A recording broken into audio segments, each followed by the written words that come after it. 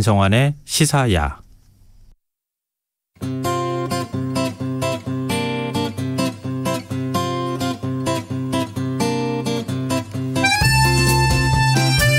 일본 내에서 안전이 확인된 원자력 발전소를 재가동해야 한다는 여론이 높아지고 있다고 합니다. 일본의 11년 전 동일본 대지진의 여파로 원전 비중을 줄여왔고, 또 그런 가운데 지난 16일 밤 동일본 대지진이 발생했던 후쿠시마 앞바다에서 또다시 규모 7.3의 강진이 발생했다는 점을 감안해 본다면 좀 의외의 상황이라고도 볼 수 있는데요. 여기는 어떤 배경이 있는 걸까요? 세계이면 이 이웃나라 일본의 안팎 상황을 좀 살펴보도록 하겠습니다. 전지현 외신캐스터 나와 계십니다. 안녕하세요. 네, 안녕하세요. 네, 지진 소식은 들었고, 네.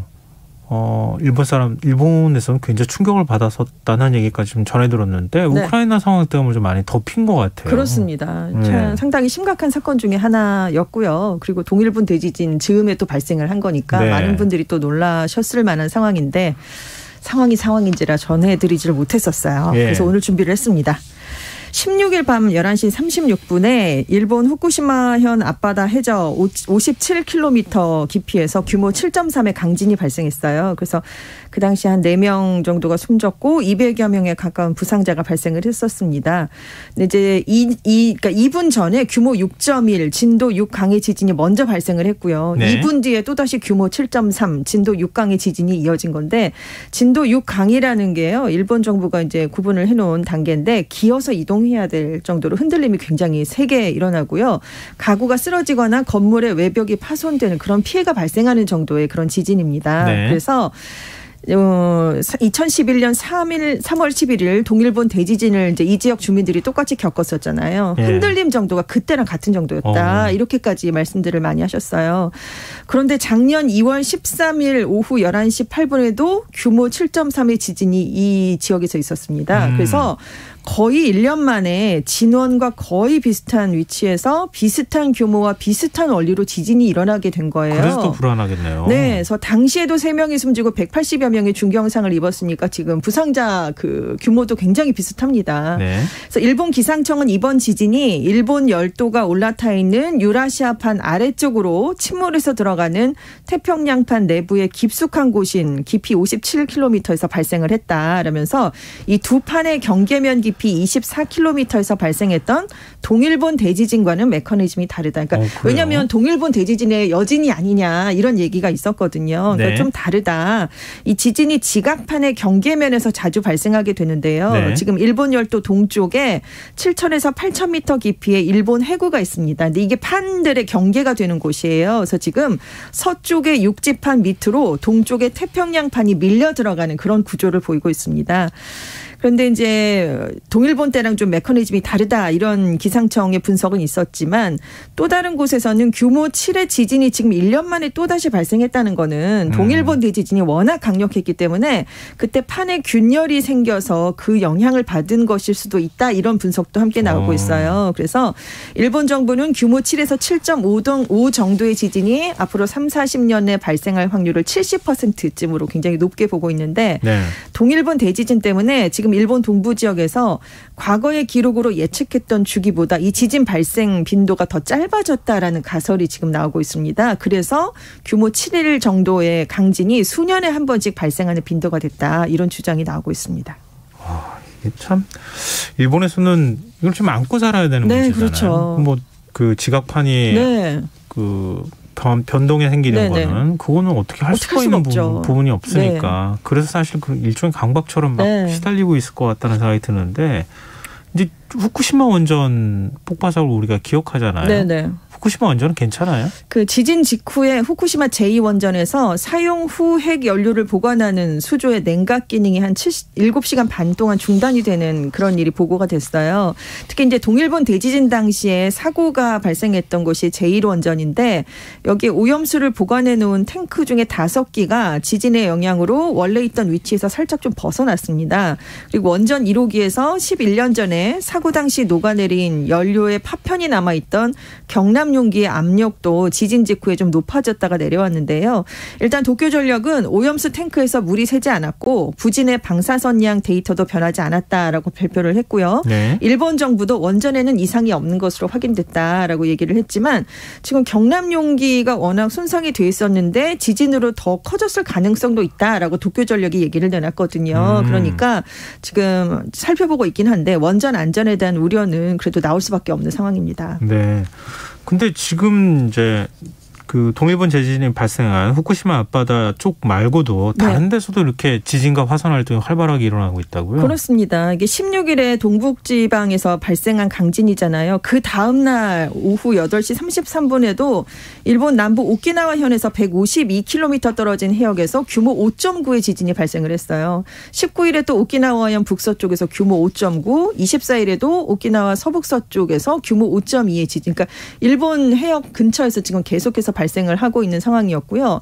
대만에서도 23일에 그 규모 6.7의 지진이 발생을 했습니다. 그 다음 날 오후까지 대만에서는 규모 3.6 이하의 여진이 그 80번 이상이나 발생을 했거든요. 근데 대만에서는 이제 지진이 자주 발생하니까 연평균 뭐 봤을 때 한 2번 정도 규모 6 이상의 지진이 발생을 하는데 올해 3월이 지나기도 전에 벌써 3번이 일어나게 된 거예요. 그래서 앞으로 필리핀판, 유라시아판의 경계인 류구 해구에서 규모 8의 지진이 발생할 수 있다. 이런 관측까지 지금 나오고 있는 상황이고요. 그리고 지난 7일에는 남태평양 섬나라 통가와 피지 사이 해역에서 규모 6.1의 강진이 발생한 적이 있고요.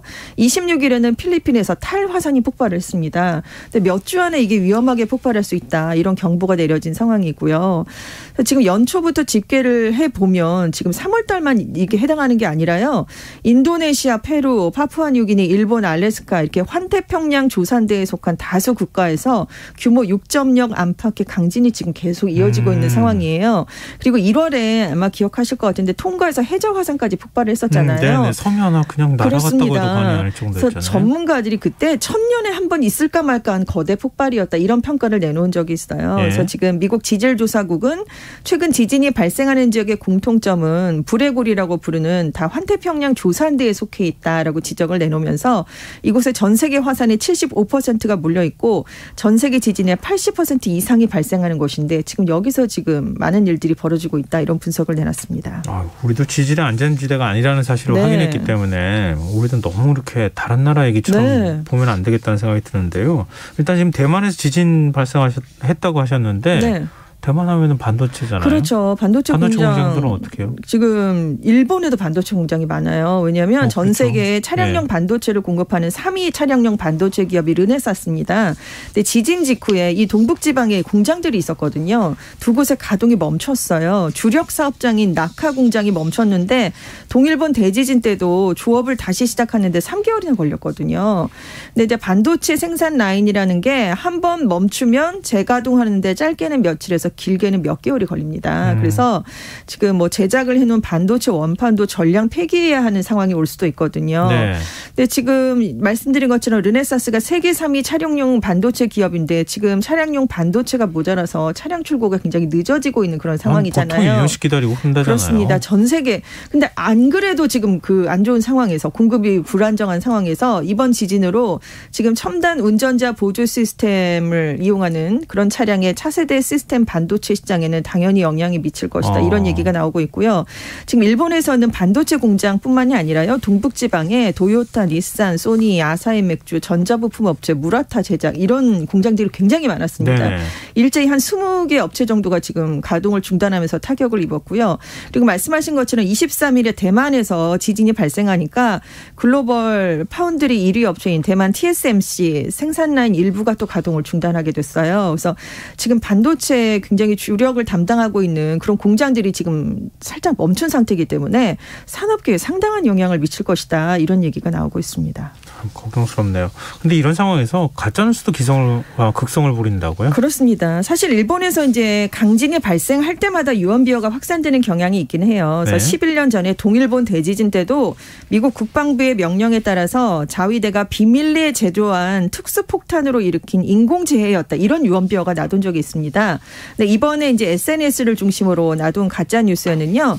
지진의 파형을 보니까 인공지진과 같았다. 또 이런 얘기가 여전히 있었고 NHK의 핵폭발의 증거로 보이는 환한 빛이 잡혔다. 뭐 이런 게 좀 그럴듯해 보이는 사진과 함께 확산이 되면서 인공지진이란 단어가 한때 일본 트위터의 트렌드 키워드에도 오를 그럴 정도였습니다. 그래서 NHK가 직접 나서서 전문가들과 함께 이런 가짜뉴스를 검증해봤어요. 그래서 전문가들은 이렇게 강한 흔들림을 동북에서 관동해까지 걸친 넓은 범위에서 일으키려면 정말 엄청난 에너지가 필요한데 그렇죠. 핵실험으로는 불가능하다 이렇게 설명을 했습니다. 왜냐하면 이제 예전에 북한이 지하 핵실험을 했을 때 지진 규모 5 정도에 해당하는 진동이 관측됐는데 이번 규모는 7.4잖아요. 네. 규모가 한 이 정도 차이가 나는데 이걸 에너지로 환산을 하면 1000배나 더 커야 된다고 합니다. 그러니까 사실 인간이 하기는 좀 힘들다라는 거고 진원의 깊이가 아까 57km였다라고 말씀을 드렸는데 네. 인간의 기술로 이렇게 깊은 곳까지 구멍을 파는 건 불가능하대요. 지금 세계적으로도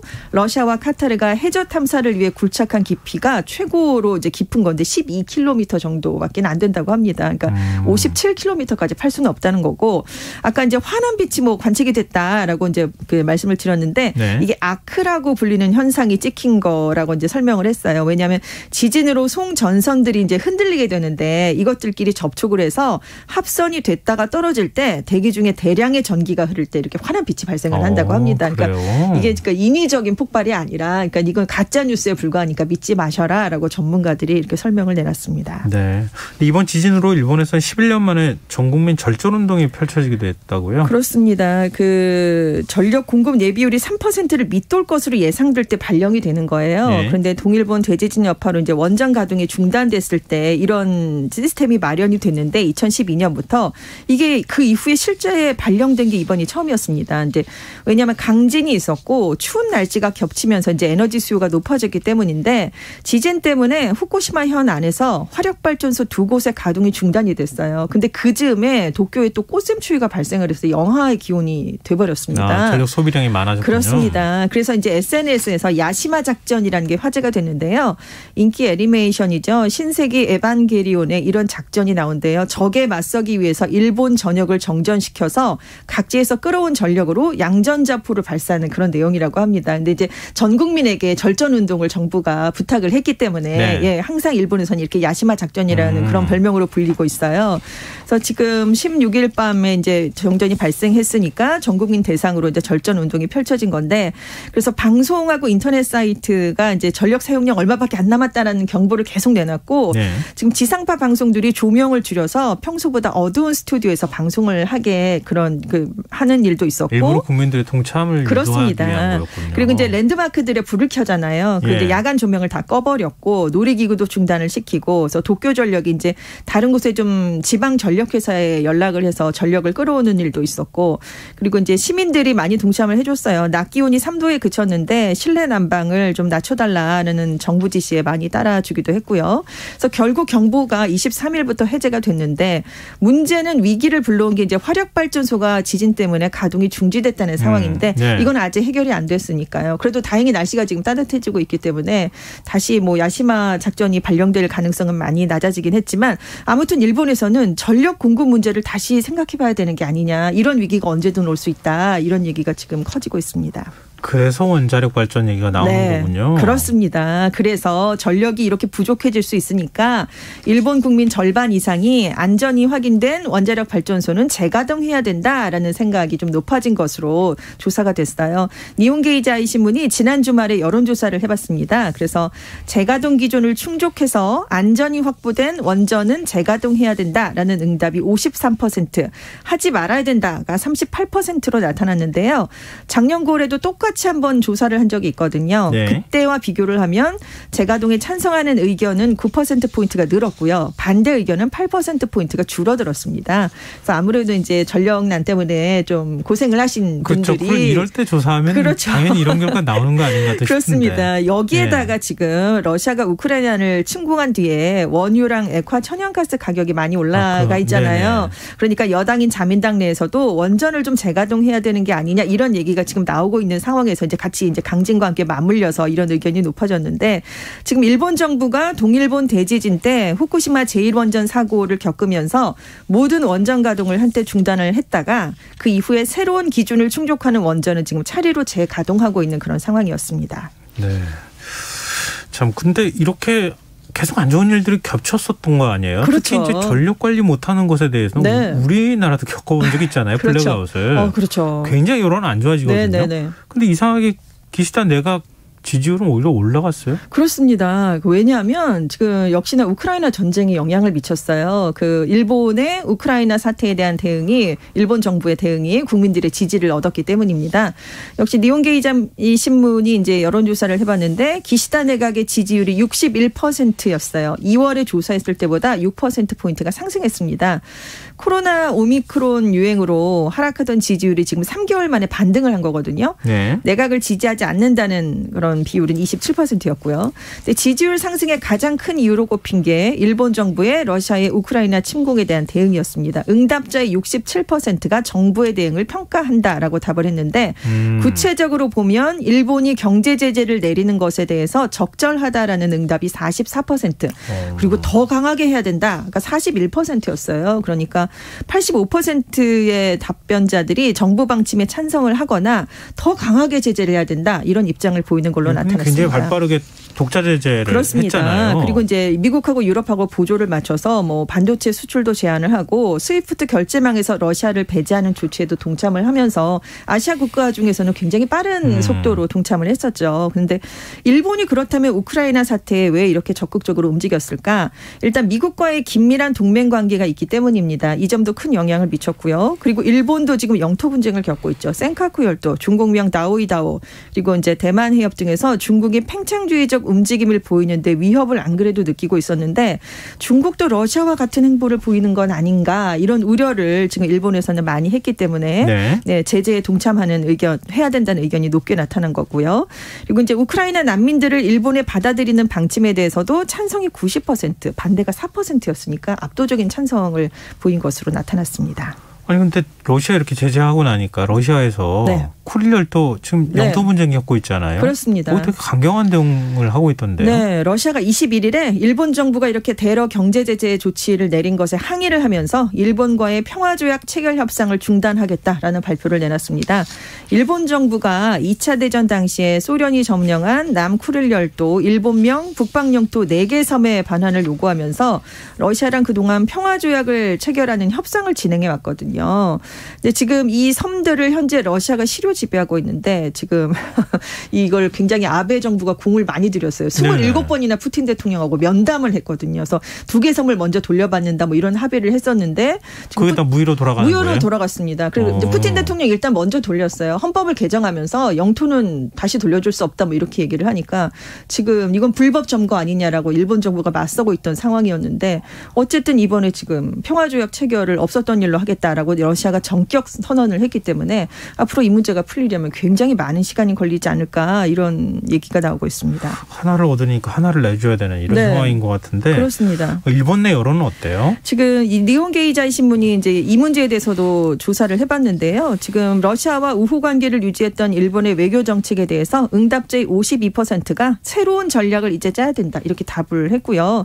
응답자의 77%는 이번 러시아의 우크라이나 침공이 중국의 대만에 대한 무력 행사로 파급되는 것도 우려하고 있다 뭐 이렇게 얘기를 해서 러시아에 대해서 어쨌든 좀 대응을 해야 된다 이런 얘기가 크게 높아지고 있는 그런 상황입니다.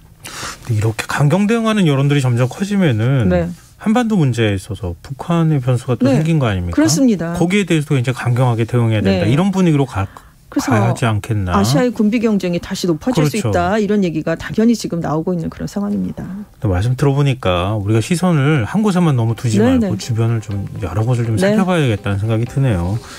지금까지 세계의 외신캐스터 전주현 씨와 함께했습니다. 오늘 말씀 고맙습니다. 네, 감사합니다. 김성환의 시사 오늘 순서 여기서 마무리하겠습니다. 모바일 상품권 당첨자는 홈페이지 공지사항에서 확인하실 수 있습니다. 편안한 밤 되십시오.